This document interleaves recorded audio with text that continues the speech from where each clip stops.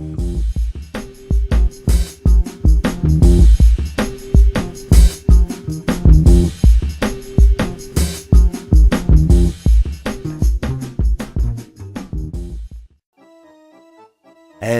and welcome everybody back to the Dumbass class with me, the Dyslexic Gamer, as we continue our playthrough of Atom RPG, where in the last episode we had met Piggy, and in this episode we're going to meet some more mutants and freaks, and they call themselves it's fine. Oh, talk to you. You have a bag, you might be a trader. Maybe? A young man with bright red hair silently gazes at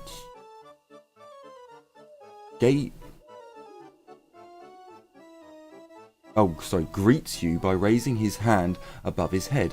However, it seems that the circus freaks and mutants have a hold of his attention. Hello, what's up? Are you also disappointed that you only recently found out that places like the circus exist? Damn, what was I wasting my time on when I could have been hanging out in the circus?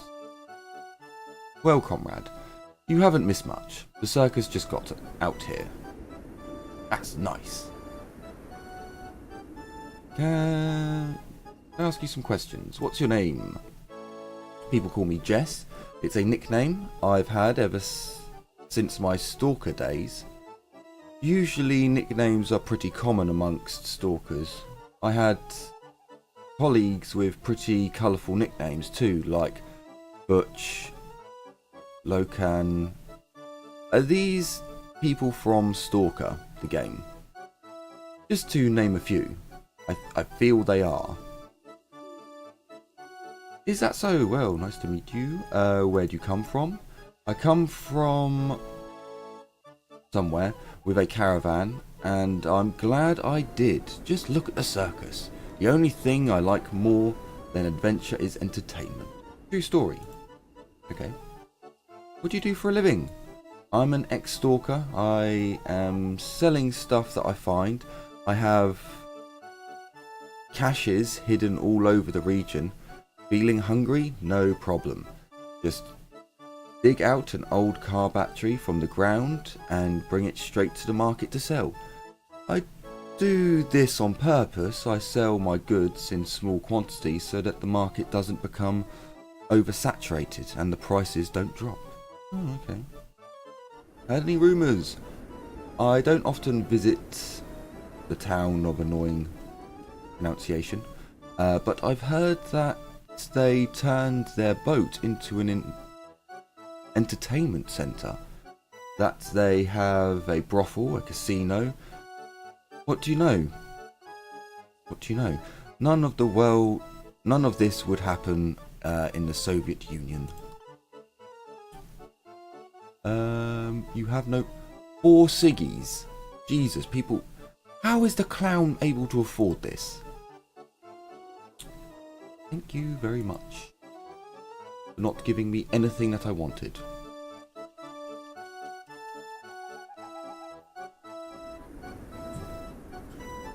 A strict-looking lady with fair hair, gathered in a long ponytail, yells at a wasp that's just hovering in the air. The insect seems to follow most verbal commands.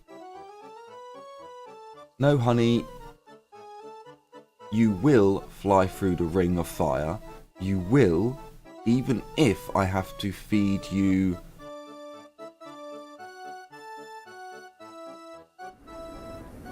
something all week. Where's my whip at? The wasp seems mad as it spits its giant, silly-looking head around, but does not flee the cage. You heard of talented animal trainers, but you've never seen one with a wasp. The woman spots you and turns around. What do you need? There won't be an insect show today. It's life at the circus. It's life at the circus, see? One actress can't fly through a ring of fire. The whole show of I gets postponed? I don't know.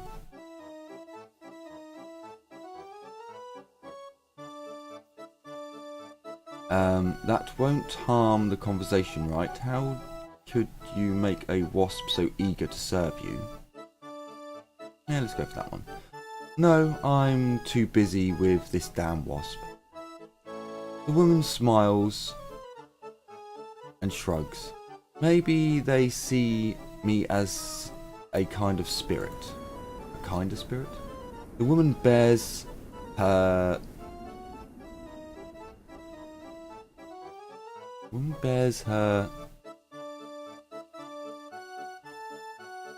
I'm sure that says thighs for you. I don't think that's right. Her legs are extremely thin. They are covered by black and yellow stripped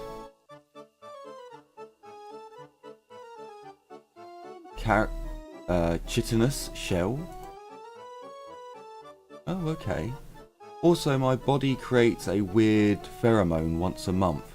It attracts the wasps from all around if I forget to wear heavy duty pants. You know, this mutation really suits you. You are as tough and as dangerous as the wasps, yet deep inside you have a honey core. Are you here to try for the role of the living mirror, old boy? And here is the sting. Out the bestial she-wasp? I'm serious. Quite an interesting mutation you've got there. Care to change the subject? Good, but remember, I am very busy. That won't harm the conversation. Okay. So she has... I mean, for one, she's wearing a skirt. She doesn't have heavy-duty legs, trousers on. So she has some sort of wasp carapace and releases a pheromone, which is kind of odd. Okay, fair enough. Who are you? Don't walk away from me. A young, thin girl, graciously walks on a line drawn in the sand, one leg after another, keeping balance with barely visible movement of her hips. When she notices you, the blue-eyed performer turns around and asks in a cute, shy voice, "Did you want something? I'm just training for my tightrope routine. Name's... I'm an acrobat." The girl quietens down and trembles.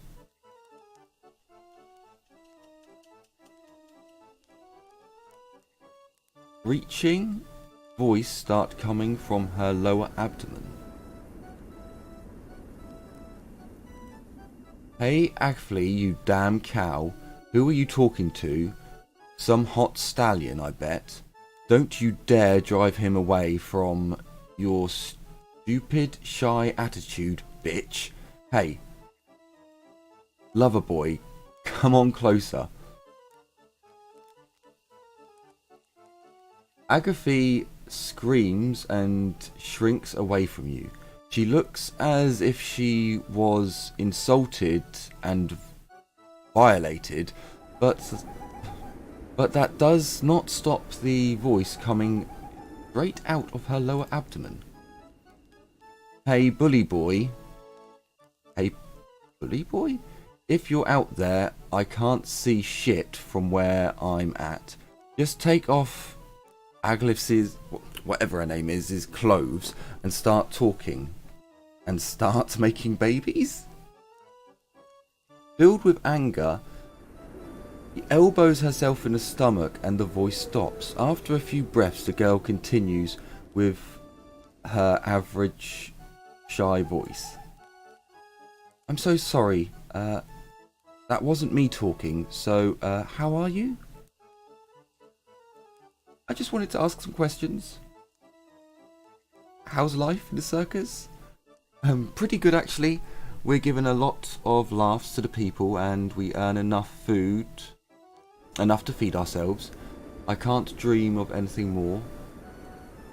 Beautiful that the eyes of children that hold their breaths whilst looking at my tricks above the arena. Okay. She quiets down, but in just a moment you start hearing her voice again. Now it's coming from the girl's torso. Most of the kids that look at you are older than 18. And they stare at your butt. Interesting. Aren't you scared of walking on a tightrope? It just takes a lot of training. That's it. A normal man would never survive up there, but for me, walking on a rope is like walking the streets. Okay. What can you tell me about the challenges? They're a weird bunch. We're not bound by blood, but we really are bound by something. Maybe it's the mutations. That's why we can talk freely without the fear of seeming strange or insulting one another. We also have our own inside jokes and stuff like that. It's good to be among your own kin. Okay, fair enough. Will you share a rumour with me? Once I thought that our Prescovit Pie, the animal trainer, was the only person capable of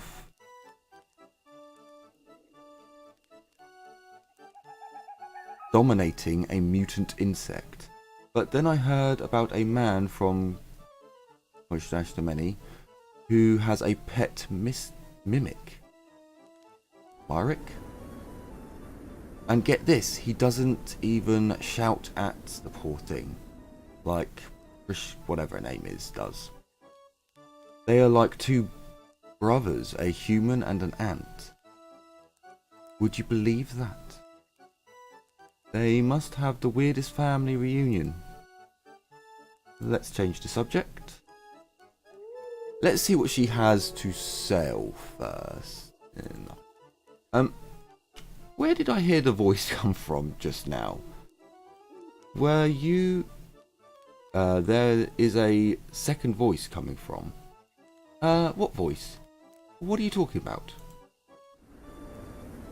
You are not as charismatic as someone who could have talked the girl into exposing her stomach. Oh, okay, her situation. Okay, so we're not...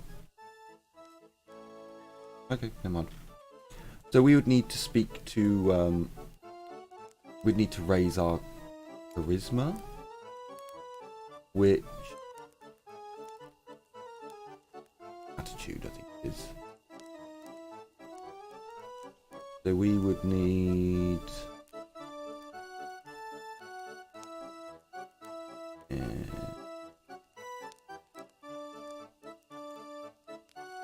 well, probably not that one.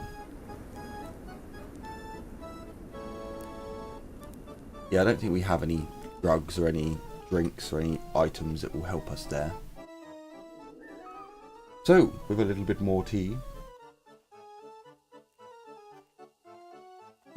Beautiful tea. We then start the conversation with the next freak. Mutant. Weirdo. you see a waffle-like thin waffle. I no idea. Short woman who sports an inappropriately large behind. Really? That barely fits inside of her pants. Without that one trait, the girl would look completely normal, pretty even. But alas, when she spots you, she speaks in a thin guy voice. Looking for some fun, my friend? Check out my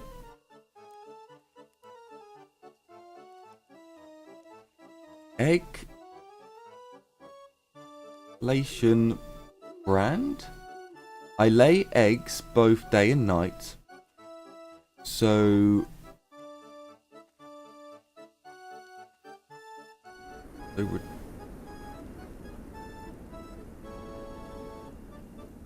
rotten, so rounded. I no idea. It's a delight. I might not look very strong, but I lay eggs all year long. Can I ask you some questions? Personality. I, Jan, the circus freak, admit that I would love to talk to you. Okay? Tell me about yourself. Oh dear, this may be a long one. My life was never the best one. When my body barely started to adapt to the laying egg process, my mutations have caused. All the boys in my village wanted to date me, but when I grew this giant butt, they started making fun of me. Insulting and beatings came into my life. Then came rotten fruit, so I ran away. At first I wanted to kill myself, but then I joined this place. Wow, that's terrible. Are you happy here? You know, I'm even happier than back in my village before my mutation occurred. Here people get me the way I am, and we earn a pretty penny too. Sounds great. What can you tell me about the wastes? Don't really know what to say. On one hand, it's good that everything is returning, the trade, the cities, the armies. On the other hand, I really don't want communism to return. Communism would never allow our circus. They'd say it's immoral or something like that, as if we're at fault for being mutants and dangerous. I don't know. Degenerates. Yeah. We show off our deformities and earn money for it. So who's suffering from that? People with weak hearts, I'd say. Care to share a rumour with me? I've heard that a man in has a pet mimic. He's not a mutant, okay. We've heard that one before. So, what do you do around here? Yanni the Egg-layer turns to you and shows off her massive buttocks. I lay giant eggs. It's my mutation, you see. It happens once every month or so. When I feel like I'm about to lay one, the guys place me into a large nest inside a cage and then drive around the wastes. Okay. Everyone enjoys seeing the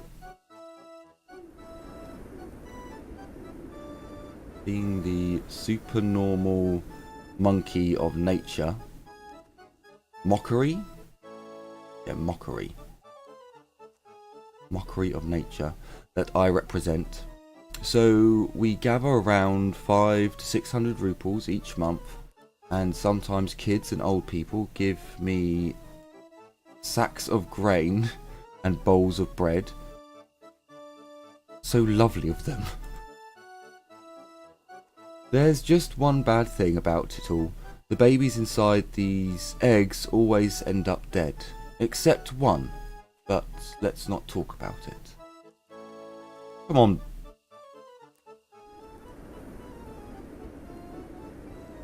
Come on, I bet the story won't mess me up as much as your previous story did. You can trust me. The girl shakes her head. Forgive me, the pain is too much. Fine, let's not touch your old wounds. About your feud with the bearded lady. A unusual shy Jan the Egglair starts going red with fury and anger. Listen here, don't you ever talk about the bitch. I laid tons of eggs during my life, but the only one that had a living embryo inside of it, I wanted to raise him as my son. Call him Vadik the Egglayer, or something like that. But that stupid, dumb, bearded bitch broke the egg and ate him. Ew. I don't want to talk about her anymore. I will never forgive her. Ever since my loyal new friend Ivan the Crane told me of Barbara's evil deed, she is dead to me. Dead! Why did you even start this conversation? I guess it's that only Ivor understands me in this terrible world. So Ivor the Crane was the one who told you was to blame. Interesting. Your thing. She would love to talk to me, would she? Well, I need to go. Now,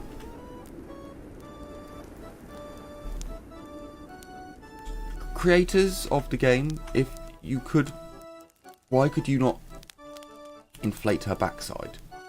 Because she just looks like a normal person. Did the bearded lady have a beard? Zoom! Oh look, she does. She does indeed. I mean, we've almost got a bit of a crotch shot going on there, but... Did I see... It's not... I was like, did I just see panties? How odd. How odd. Don't think that's how ladies are meant to sit. Not when they're wearing skirts. Anyway. It's a game, it's fine. If it's not completely realistic. So, let's talk to this individual. I'm sorry. Has he got a toucan's face? Like, well, toucan's beak.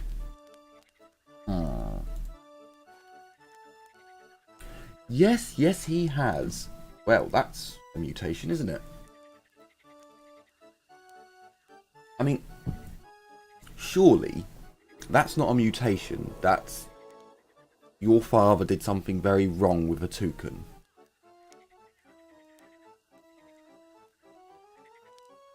I don't see how you're going to mutate a beak. You see a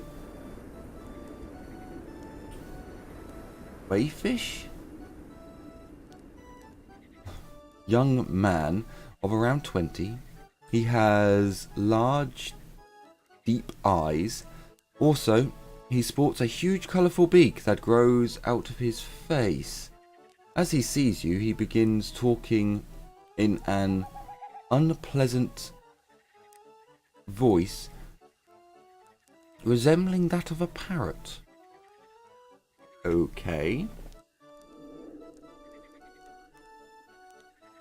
Qua qua. The scream of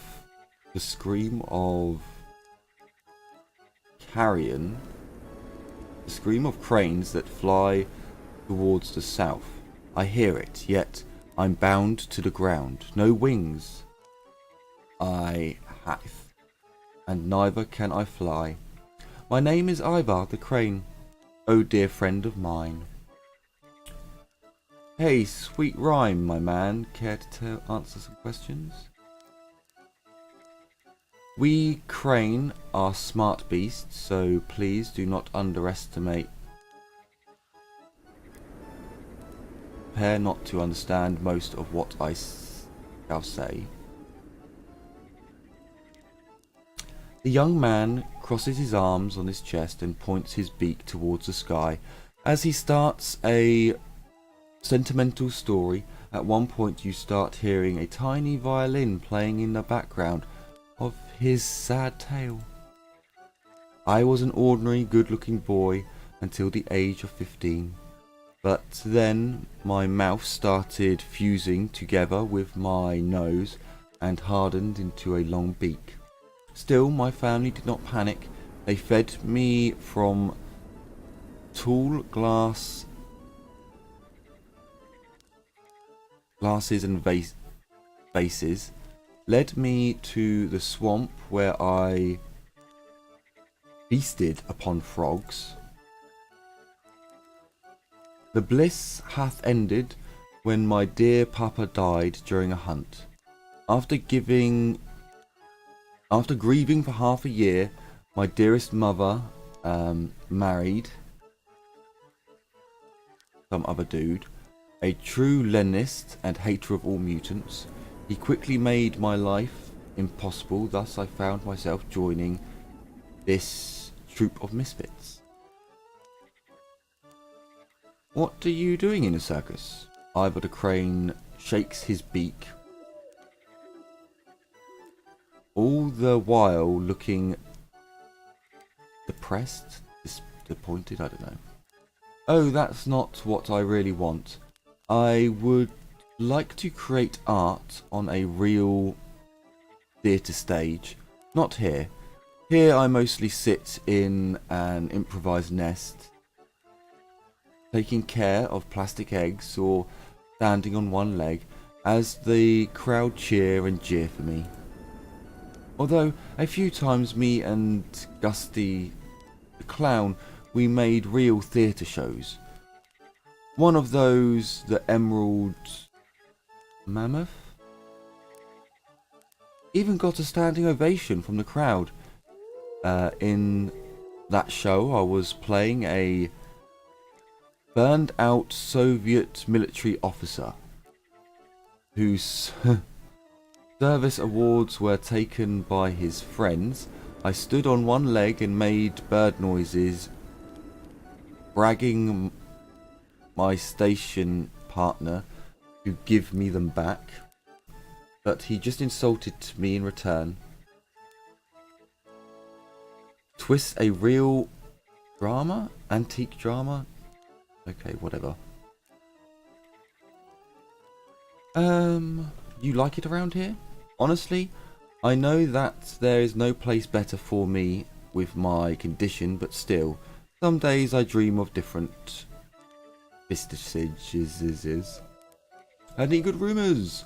I heard that more and more people go to the video saloon inside the circus. Not quite sure what that word is.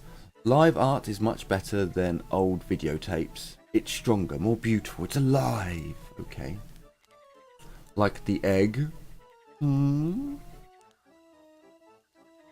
Why are you calling yourself a crane? Is it because of your beak?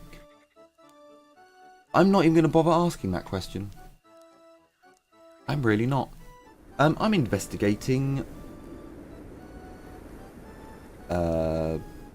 Barbara's and Jan's fight. Can you help me? The young man doesn't even listen to your words.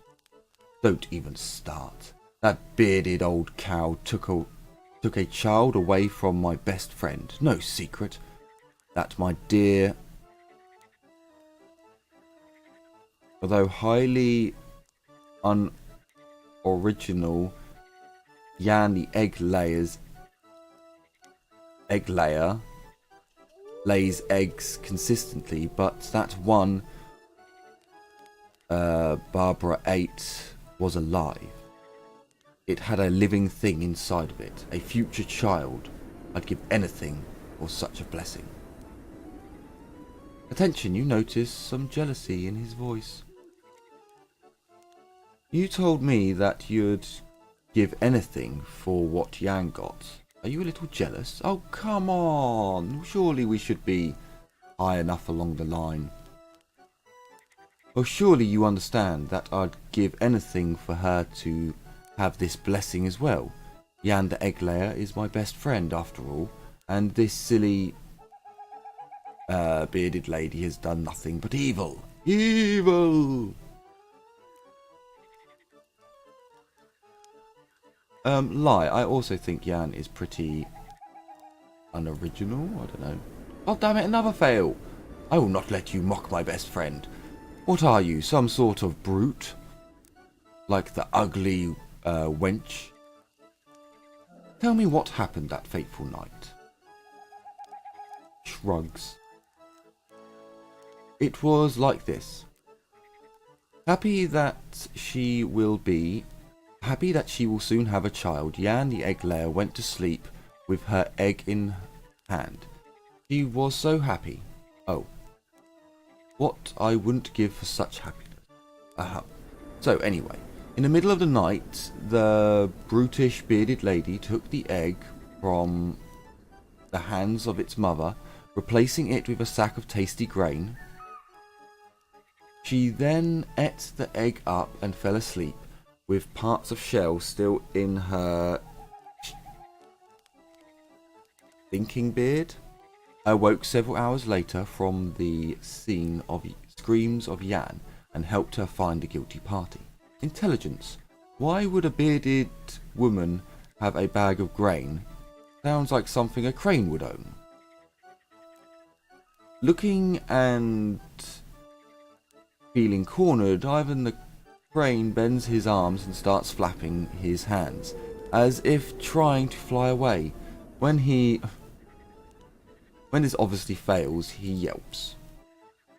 Fine, you got me. I will confess.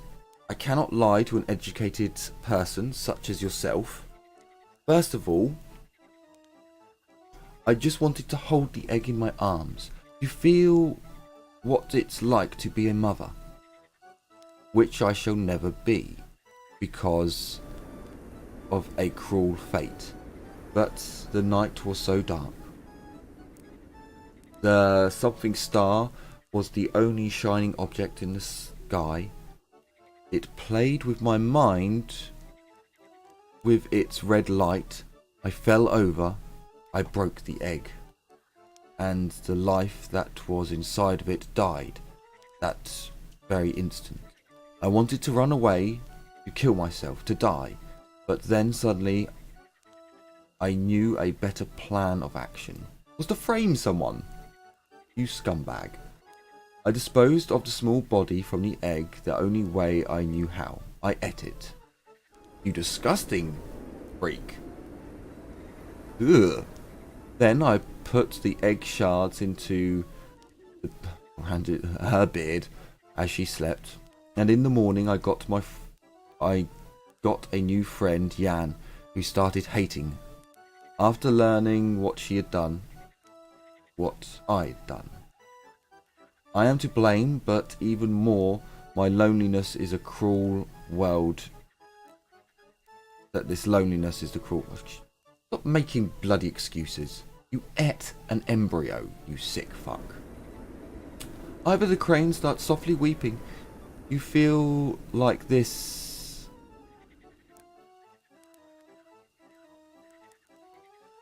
This conversation will not continue. So one might even say you killed two birds with one stone. Okay, I have. How cruel.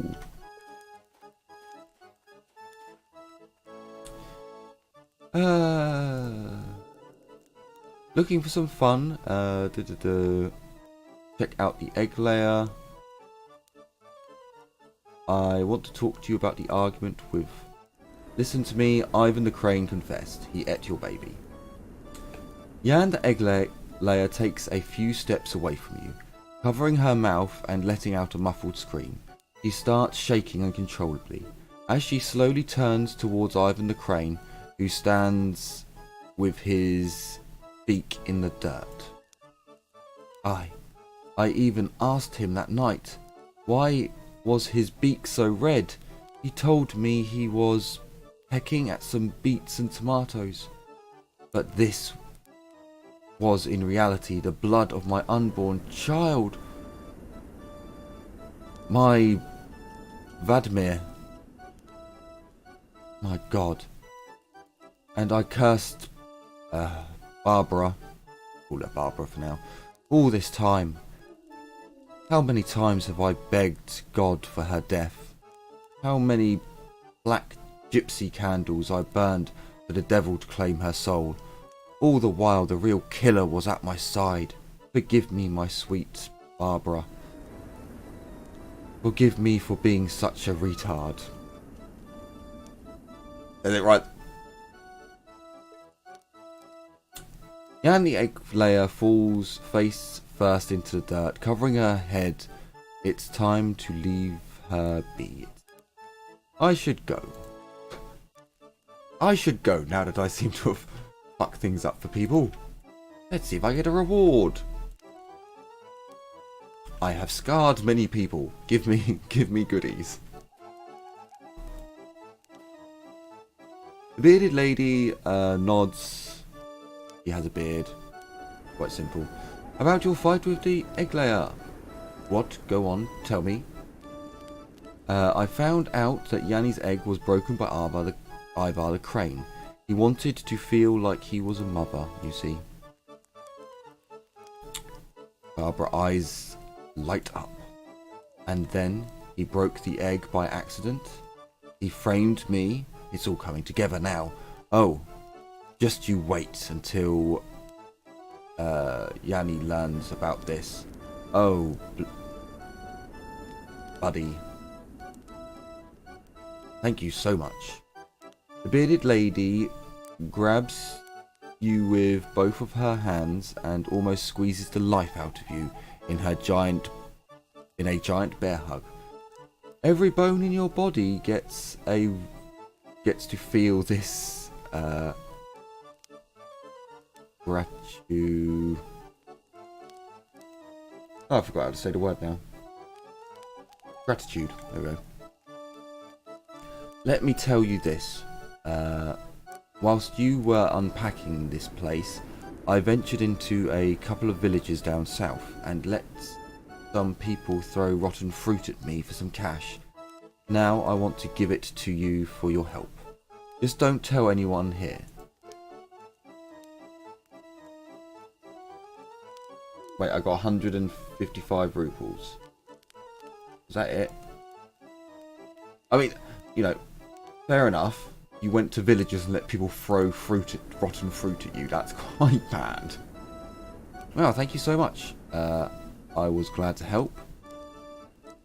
I was glad to solve the riddle of the mutant and the freak circus. That'll do. Sadly, it was not enough to get me a bloody level, though.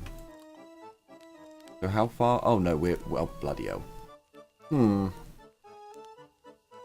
Well, it seems like it's going to take us a while before we get our next level.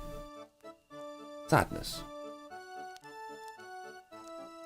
Sadness, sadness, with much more sadness. So I believe we only have one more place to go. There is a dude there, and apparently there's also a dude there that I've missed. But I can't. I can't do any more. So we'll do the big top.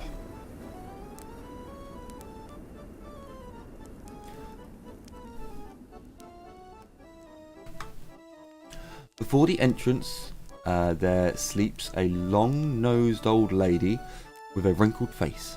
When you get closer to her, she shrugs and speaks in a crackling voice. 15 rubles. Okay, fine. Go inside. You pass money to the old woman who handles who hides it away in a tiny wooden box. Have a nice one, kiddo. With that, the old lady falls back to sleep.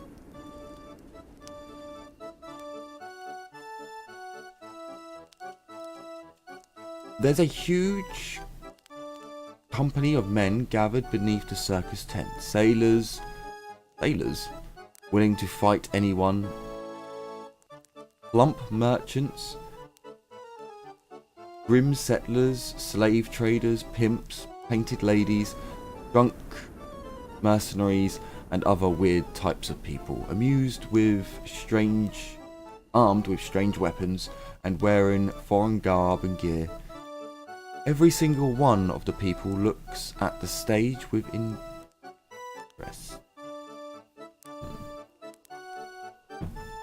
Try to jam yourself into the crowd to get closer to the stage. You start making your way through the crowd, pushing through people, elbowing random faces and getting elbowed in return. Finally, you push yourself into the front, right where the mustard magical is giving a strange presentation. I don't know what it was. No idea. And for my next trick, I will need a volunteer from the audience. The magician gives a quick once over of the crowd and then spots you. Young man, would you like to go on stage with me? Why not? If you're with someone, take them as well. My next trick will need as many people as possible. Hey, I can't. Why? Don't push me. Okay, I'm coming. The people in the audience move apart to let you through.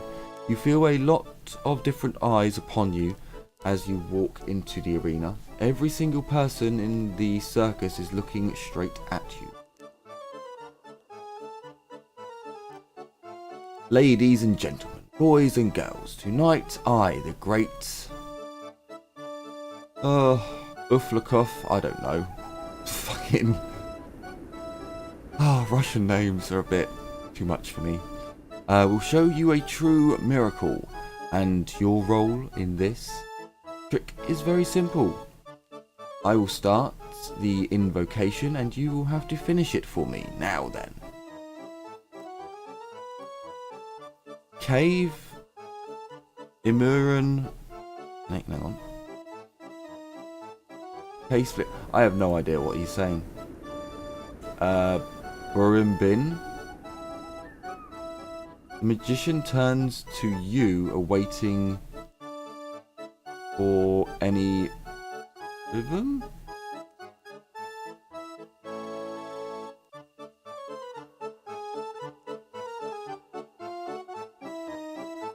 I don't get what was meant to have happened.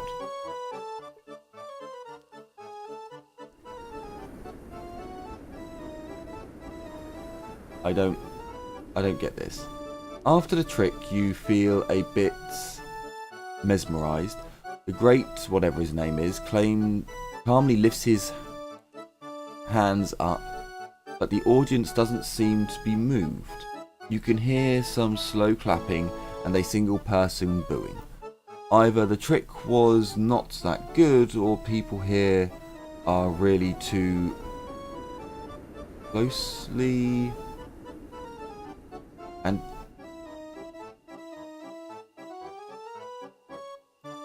acquainted with magic. The magician pulls his collar nervously and looks at you with confusion. Tough crowd today, my boy. The man turns to the audience once more, and a sudden idea strikes him. He points at you and yells. And now this person, who was turned into a true showman by my magical musings, will display for you a trick of his own. I knew this would end badly. So awkward. Tell a joke, do a dance routine, show a card trick, show off your strength, So we've got really good dexterity. So let's do a dance. You try to think of a dance.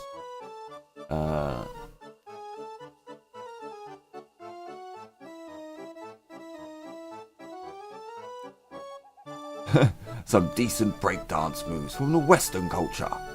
Success! Who knew? Who knew? You fall to the floor and start spinning like a top, doing all manner of tricks as you go. Some of them weren't even thought possible by the dim people of the wastes. The dance is met with much applause. Ta-da! Great work, buddy. Magician places his hand behind your head and digs a brand new red clown nose out of your ear. Here's something for your trouble. Let's move on. You leave the stage to sounds of massive applause. Yeah, that was okay. Well, I expected a bit more than +1 luck.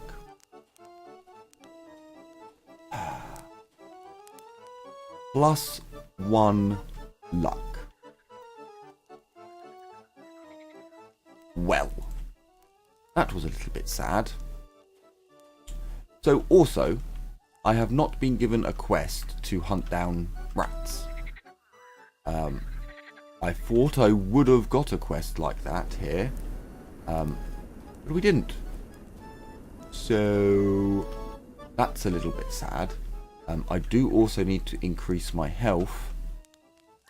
So what we're going to do is we're going to sleep here for a while. 3 hours. Which gained us fuck all health. They kind of look zombie-ish in the daylight. So, we are going to leave this place for now. Because I don't have enough ammo to do some of the other stuff over here at the back. And we definitely don't have enough health. So, I'm going to save it. And then, ooh, actually, I'm going to save it. And then I'm going to end the episode off here. So, ooh, thank you very much for watching this episode of Atom RPG. I truly do hope that you enjoyed our time at the circus. In the next episode, I will probably do the travelling across the wastes on my own. And we will go after the cult that are up north. We do need some levels. We need to start upgrading some of our stats. Because we seem to be falling behind the curve a little bit with our speechcraft, and so yeah, I'm gonna have to focus on that a little bit more. We also need to make a lot of money for when we come back down south, because that town has a lot of good stuff in it, and I would like to buy some of that good stuff. So I hope you are looking forward to the next episode, and if you have liked this episode, perhaps leave me a comment to let me know, or just leave a like on the video, which also helps. So thank you very much for watching, take care everyone, and as always, bye bye for now.